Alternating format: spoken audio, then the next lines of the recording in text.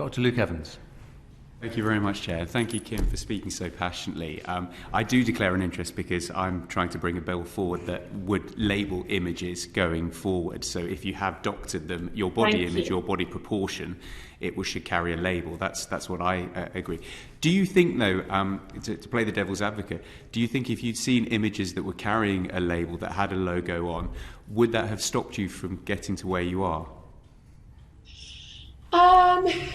This is the thing. It's tricky. I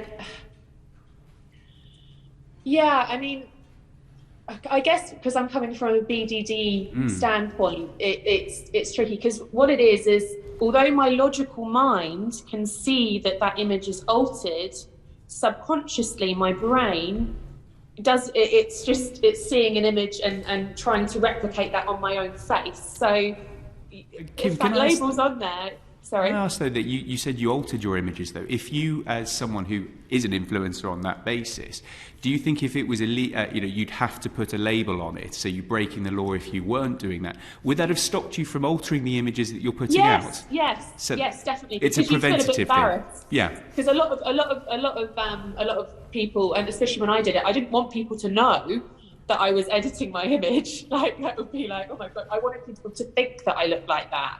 And I think that's it. You'd be much more perturbed to be, doing that, definitely. So I think, the labels would help massively in that sense. And there is definitely some kind of a revolt that's going on at the moment. I mean, especially the accounts that I'm following. There's this craving for real images, real content. And, any time I post real content or anything about like my real skin or anything like that, like I get such a big following with that.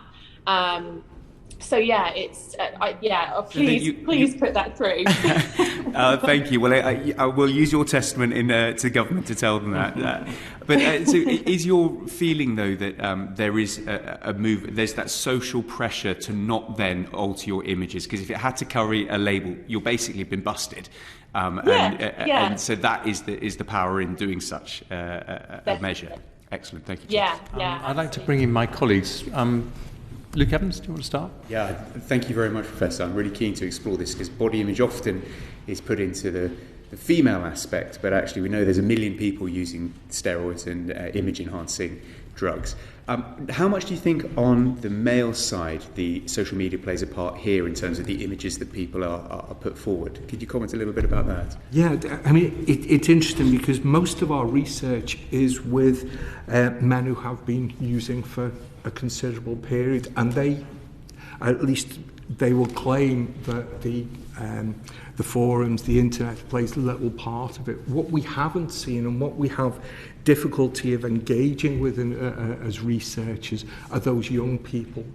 So while it's clear we have hundreds of thousands of anabolic steroid users, we may be seeing a large increase on the horizon for those young people. Certainly it seems to be a combination of factors of home life, of external factors, but also a lot to do with their own sort of mental health and impulsivity around issues to do with their critical thinking. And those are the things that they put forward that they would like or would have liked more support with. How much do you think is to do with the culture that we have, particularly in the Western world, we have the Marvel movies, for example, with Captain America and the Hulk, that people are seeing these images, and actually now it's much more accessible to be able to go to the gym.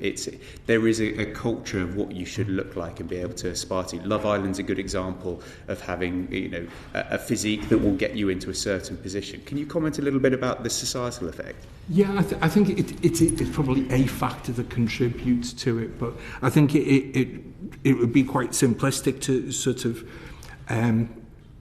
put too much emphasis on that, how much of it is art reflecting life and vice versa.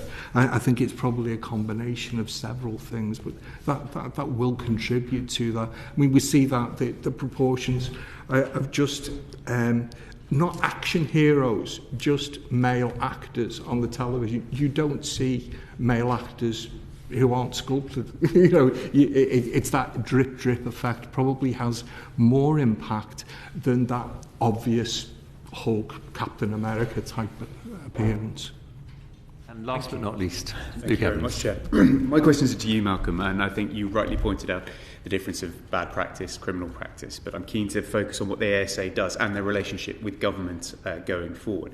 Can you explain how, for example, the Professor talked about a kite mark or a logo in this case around advertising. What's stopping the ASA from putting that in place, and does it need to have primary legislation first to bring something like that forward? Well, if I've understood the proposal correctly, then a kite mark would need some form of independent certification and assessment by a professional body.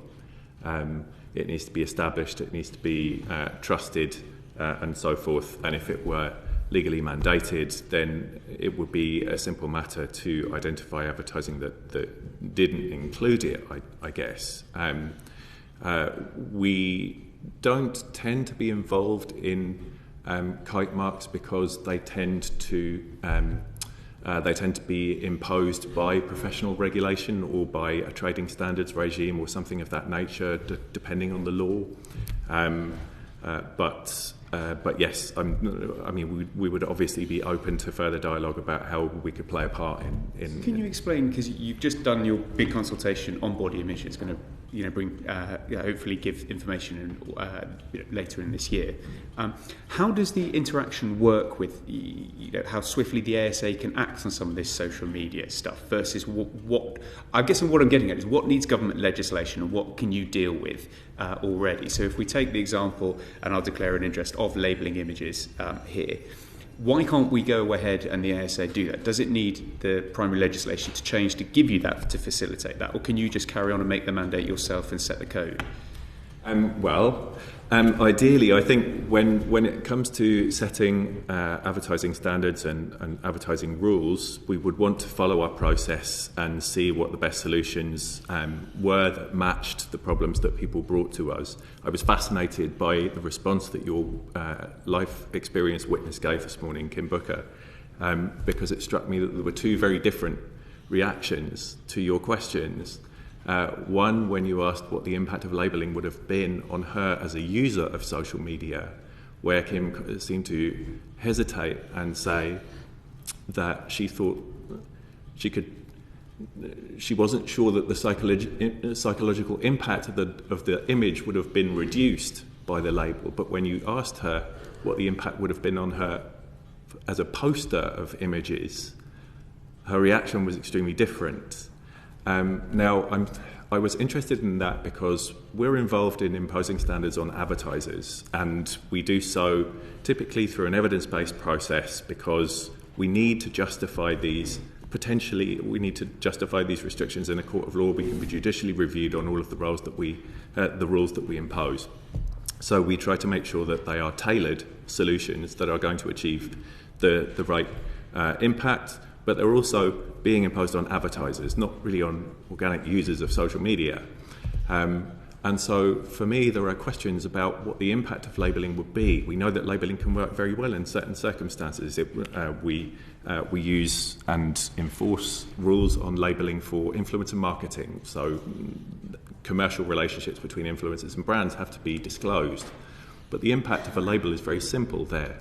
To tell a consumer that they are being sold to involves a very slight and fairly rational alteration in the way that you receive a communication. To know that you're being sold to makes you inquire a little more about the person's motivations, whether they're presenting something very positively to you. What I was really interested in from Kim's reaction in that question was, can we expect labelling to achieve the same result? And if we can't, is there another solution that we would be better justified in devoting our resources to imposing? I'm not saying that that's our sort of final answer in any way. As I say, we are still evaluating the call for evidence. I think it's very likely that in a number of our strands of work we will be looking for more, looking to engage more people and looking to have more discussions, especially on the question of ad labelling.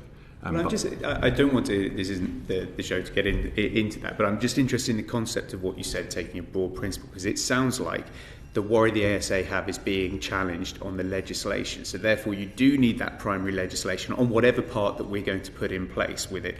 be it labelling adverts, be it kite marks, whatever, that you're worried that that's your vulnerability. So that's the limitation on where the ASA will draw their line. So they need that backup rather than being much more maverick's not the right word, but much more gun-ho in terms of going out there, because we know this problem. I guess it's back to Laura's question. You've answered it by saying we believe we have the powers, we just need to get on with it and learn more. I guess I'm saying when we see that, well then, is there a far-reaching way you'd step out? Who makes that decision of driving how hard, and what do you need backup from government to say? Should they be saying go on and get on with it and take that chance, and the taxpayers will fund it? Or should you be saying, no, we need that backup and we need to do it all properly with a piece of legislation to take it forward? I might have made myself misunderstood on the question of judicial review. We're not really afraid of judicial review. We've been judicially reviewed as an organisation any number of times over the years, and in all but one case, we've come out of that being vindicated. And it's an important test, and it will continue to be an important test of ASA rules and ASA decision making. So I don't think that's a barrier or a disincentive to us to intervene in certain areas. It simply sharpens our minds with regard to whether the particular intervention is justified. But I think that question is a question for legislators as much as it is a question for regulators. Well, that's the question I was wanting to the committee. It goes back to the chair. We want to put some recommendations forward. And if we come up with a report that has these recommendations, is it the fact we can simply go, these are the recommendations, here you go, ASA, put them in place, off you go? Or are we going to have to turn it more towards the Department of Health? Because these are the same questions I'll be asking the Minister, saying, well, hang on, we've got these good ideas that you guys have all sat here and told us. Why can't we make them happen, and what do we need to do to make them happen? Because every day that goes past, there are quite literally millions of young people being exposed to images and cosmetic procedures that may well not have gone ahead or have no redress because of the situation that we're in. So can you sort of comment on that aspect? Because you are the regulator, so that's the bit. I guess I want to know where you sit on how far forward you can drive that. How far forward we can drive? Well, taking that mandate forward that you've got, do you believe you're a proactive, forward-looking, go-get-'em kind of organisation, yes, or are you always on the defensive because you need that backup from legislation and minister guidance to be able to say, this is the broad primary legislation that we're sending, these are the guidance to go and sort it out? I guess that's what I'm looking for. No, I don't think we do. I think we are quite comfortable setting advertising policies within our remit. We obviously understand that Parliament can and does legislate on advertising, and we work in partnership with statutory regulators and with government to ensure that legislative proposals have the best chance of success, as well as the policy setting that we do on our own. But I don't think we're afraid of setting policy, no, not by any means.